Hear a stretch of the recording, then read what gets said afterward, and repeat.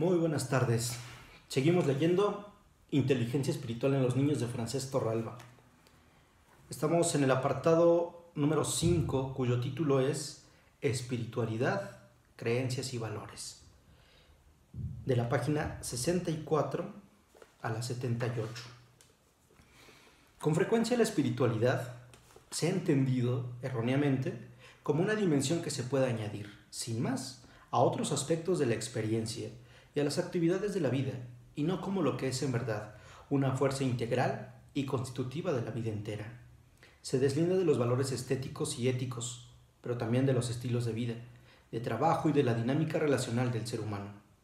Y sin embargo, la espiritualidad es la verdadera fuente para comprender no solo la vida interior de la persona, sus pensamientos, sus creencias y sus deseos, sino también su vida exterior, acciones, obras, gestos, movimientos, estilos de vida y de consumo. Esta concepción parcelada del ser humano es además de falaz, muy grave por sus consecuencias educativas, pues se considera que la educación integral es la suma de la educación de las partes, lo cual es un error teórico muy peligroso. La espiritualidad abarca todo lo humano, desde lo sensorial hasta lo cognitivo, y es un error considerarla como una nota adventicia. Un niño debe ser educado de modo transversal, porque no atañe a una materia separadamente, ni a un nivel educativo en particular. Se debe desarrollar a lo largo de la vida y a través de todas las actividades que emprende el ser humano. La inteligencia espiritual faculta al niño para reflexionar críticamente sobre su propia espiritualidad, sobre el sistema de valores de su entorno y el suyo propio, sobre los estilos de vida que dictan los medios de comunicación y la publicidad a través de sus eslogans. Da poder para tomar distancia de ellos y, si cabe, innovar y alterar los modos de vivir y de expresarse. Es pues una fuente de libertad intelectual y de conciencia crítica. Como se aparta de la vida cotidiana, es fácil considerar la espiritualidad como una relación individual con lo divino o como un cultivo del yo íntimo mediante la búsqueda de un cambio para la propia vida, sin considerar la complejidad de las propias relaciones con la sociedad más amplia. Aruna Granadason señala sagazmente, citando al teólogo de la liberación Gustavo Gutiérrez, que estar preocupado por el propio estómago es materialismo, mientras que estar preocupado por el estómago de los demás es espiritualidad. Es una buena manera de incluir lo espiritual en el quehacer de las cosas mundanas y de vincularlo a la práctica de valores como la solidaridad, la benevolencia y la compasión universal. ¿Qué relación existe entre espiritualidad y valores? ¿La educación de lo espiritual exige la transmisión de creencias? ¿Qué papel desempeña la inteligencia espiritual en el discernimiento de los valores personales? ¿Qué rol tiene en la dilucidación de las propias creencias? ¿La inteligencia espiritual es amiga o enemiga de las creencias? De nuevo nos enfrentamos con una multitud de preguntas. Muchos pedagogos separan nítidamente la educación en valores del cultivo de la inteligencia espiritual. Aceptan y aprecian la transmisión de valores, entienden que es necesaria, pero no reconocen la potencia espiritual de los niños, ni la vinculan a operaciones intelectuales como la meditación, el silencio, la contemplación, la oración. Creen que los valores son fundamentales para vivir en plenitud y para convivir en el espacio público, pero entienden que lo espiritual es irrelevante e innecesario, y nada tiene que ver con la adquisición de valores, como la solidaridad, la tolerancia, la equidad, la hospitalidad o la justicia.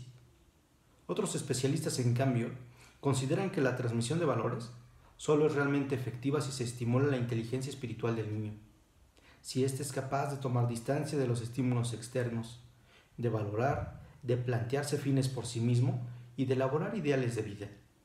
Cuando los valores se relacionan con la espiritualidad, no son artefactos añadidos artificialmente a la personalidad moral del niño.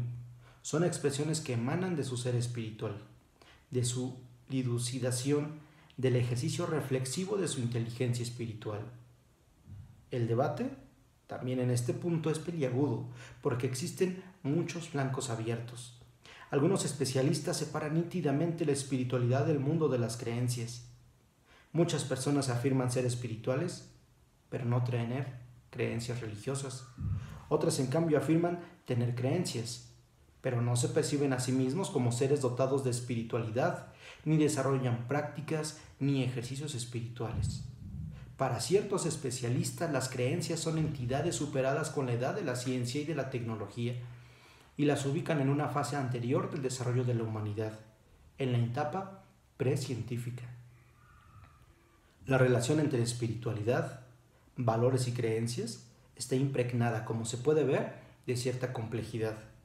Es fundamental aclararla para romper algunos prejuicios en torno a la educación, pues muchos sienten suspicacias respecto a las creencias y no desean que sus hijos reciban una educación fundada en creencias. Asocian lo espiritual a la transmisión de creencias y temen que ésta se convierta en un sistema de adoctrinamiento formal o informal. Esta sospecha no es banal ni baladí. La historia es testigo de que la educación de lo espiritual, de lo que antaño se llamaba la formación del espíritu, se ha convertido en muchos episodios del pasado en una burda transmisión de creencias, sin ejercicio de la crítica alguno. También ha servido para justificar ciertas prácticas de moralismo, fundadas en el chantaje emocional y en el miedo al fuego eterno. Vayamos pues por partes. Todos los agentes educativos coinciden en la tesis de que educar es más que informar y transmitir conocimientos, que incluye necesariamente la educación en valores. Entienden que los niños deben aprender valores éticos y estéticos. Tienen que ser capaces de poder distinguir entre buenas y malas acciones, entre lo bello y lo feo. En este punto existe un consenso total entre los agentes educativos, pero, a la vez, este acuerdo teórico es muy precario, porque cuando se trata de aclarar cómo transmitir valores y qué valores deben ser transmitidos, estalla de nuevo la polémica. No pretendo entrar en ella, aunque es muy tentador. Pero este libro no está orientado a pensar la educación en valores, axiológica, sino la educación de la inteligencia espiritual, aunque me parece necesario y oportuno mostrarle el vínculo que existe entre esta y aquella. Ver cómo la educación de la inteligencia espiritual en los niños es una herramienta básica para que desarrollen su potencial ético y su sensibilidad estética. Más allá de la discusión entre los valores estrictamente laicos y los religiosos, de lo que no cabe duda es de que todos los agentes educativos desean que los niños y jóvenes adquieran valores como la compasión, la solidaridad, el respeto, la equidad, la benevolencia. Otra cuestión es precisar el orden, la jerarquía axiológica. Parto de la idea de que los valores son cualidades intangibles, realidades inmateriales, que no podemos percibir con los sentidos externos. No podemos olerlos, ni tocarlos, ni verlos, pero podemos reconocer los valores que configuran el ser de una persona a través de su modo de obrar, de actuar, de producir, en definitiva, de estar en el mundo. Desde la denominada ética material de los valores, cuyo máximo exponente es el filósofo alemán Max Scheler, los valores son entes inmateriales que podemos describir, analizar, vivir a fondo, incluso sacrificarnos y morir por ellos. Pero no son entidades materiales que podamos cuantificar, medir, pesar o cortar. La inteligencia es capaz de identificarlos, de separarlos y de jerarquizarlos en virtud de su relevancia en la vida humana. Los valores no son hechos empíricos, no son hechos sociales, son horizontes de referencia.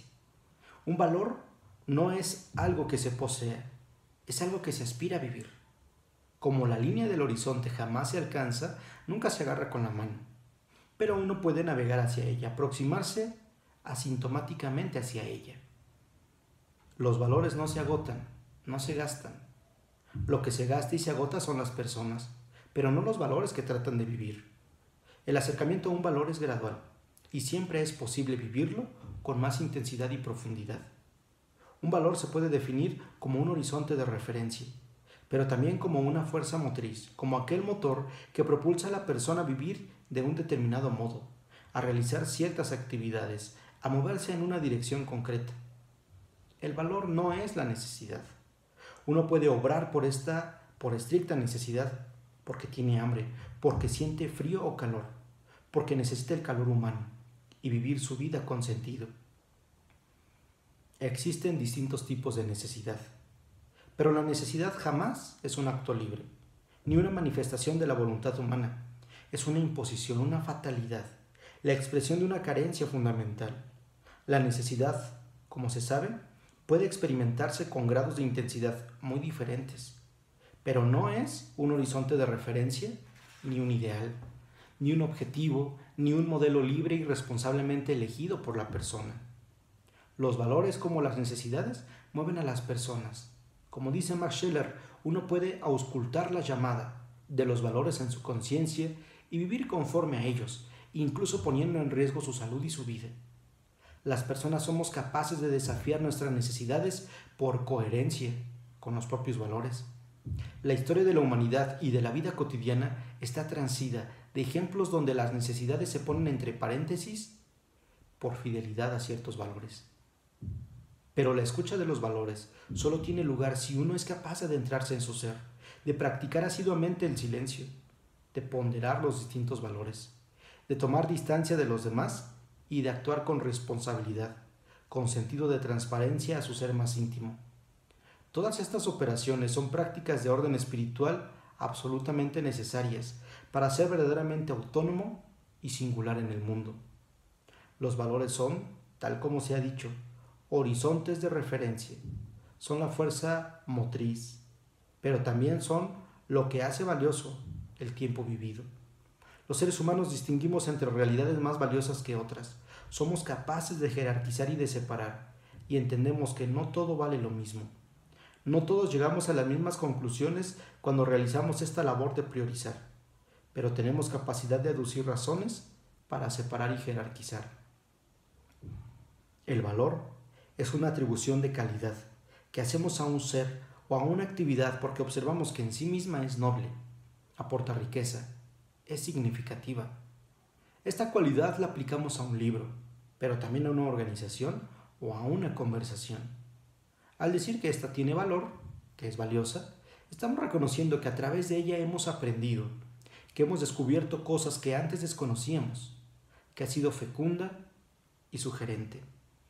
Sabemos distinguir entre lo que es valioso y lo poco valioso, y deseamos que los niños y los jóvenes aprendan también a separar y a distinguir.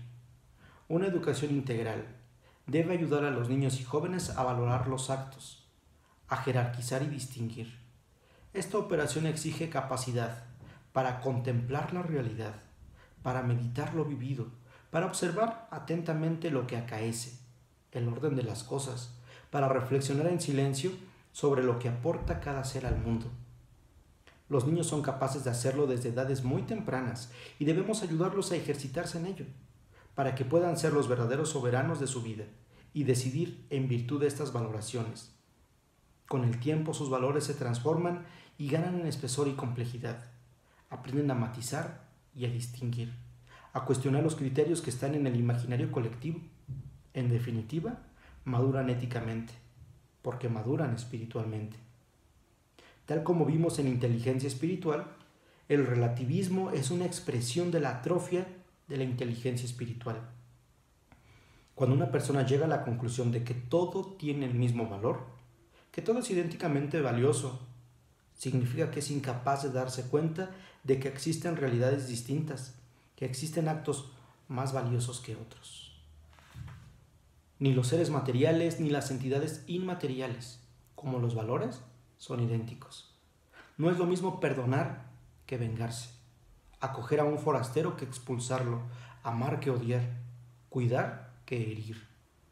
Esta caída en el relativismo, que conlleva la negación de todo valor, es fruto de la incapacidad de tomar distancia, de contemplar atentamente las cosas, de meditar y valorar sus consecuencias.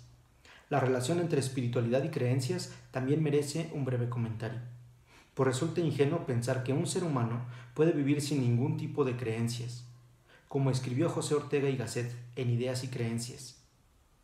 Toda persona es un ser credencial. Todos tenemos creencias, más bien estamos en ellas, vivimos en ellas y sin ellas no podríamos desarrollar ninguna actividad. La creencia es siempre un acto de confianza, de adhesión de la voluntad a algo que puede fallar, que no tiene garantía absoluta. La creencia no es la evidencia, porque no es un dato claro y distinto por sí mismo. Cuando uno toma decisiones en su vida, se mueve por creencias, pues si esperara a tener plena evidencia de las consecuencias de sus decisiones, jamás podría actuar ni en el plano personal ni en el profesional. Los hay que tienen creencias religiosas, pero los hay que solo tienen creencias seculares. Lo que nos distingue a los seres humanos entre nosotros es el modo como creemos y lo que creemos, pero no el hecho de creer. Incluso el ser humano más escéptico, más desconfiado que uno puede imaginar, cree en algo, aunque solo sea en la fidelidad de un amigo o en la pericia de un médico cuando lo interviene. Un filósofo tan escéptico y misántropo como Arthur Schopenhauer creía, cuanto menos, en la fidelidad de su perro, al que llamó Atman. Los niños también son seres de creencias. A lo largo de su desarrollo emocional y cognitivo, someten parte de estas creencias al análisis racional y crítico, y algunas de ellas dejan de ser objeto de creencia. Dejan de creer, por ejemplo, en los cuentos de hadas, en los príncipes azules, en los gnomos y las ranas que hablan, también en los reyes magos, pero siguen creyendo en sus amigos, en la incondicionalidad de sus padres, en sus propias capacidades, y asumen nuevas creencias en su vida. Evolucionan en este apartado, como también ocurre en el plano de los valores.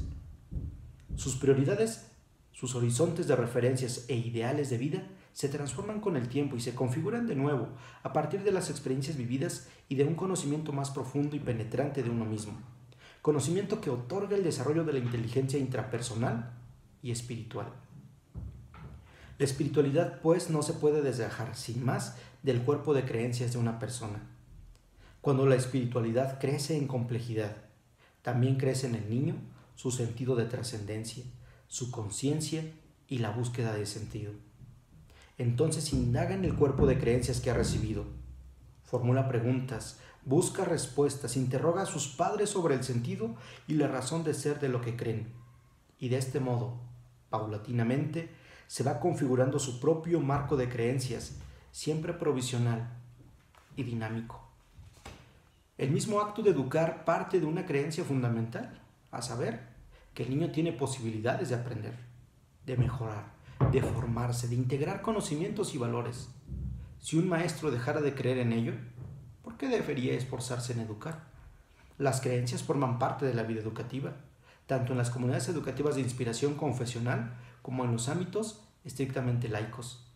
Tanto en unos como en otros se adopta un tipo de didáctica y de pedagogía que no es evidente en sí misma, pero se cree en su eficacia y eficiencia. La experiencia permite cotejar si tal creencia tiene o no fundamento, pero jamás alcanza el nivel de evidencia.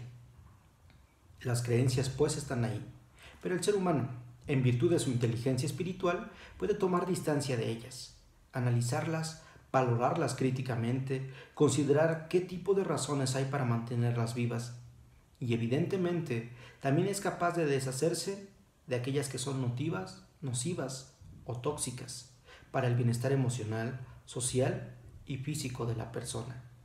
En ese sentido, no se debe ver la inteligencia espiritual como un antídoto a las creencias, pero sí a toda forma de credulidad ciega.